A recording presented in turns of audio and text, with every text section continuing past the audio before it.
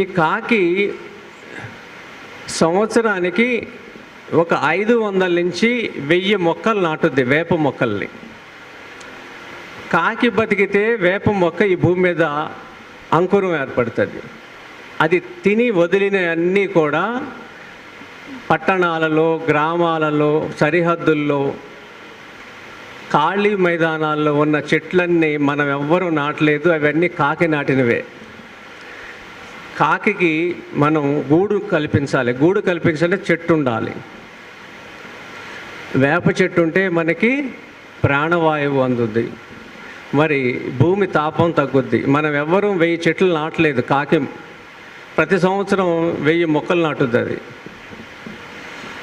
దాని వయసు 8 నుంచి 12 సంవత్సరాలు.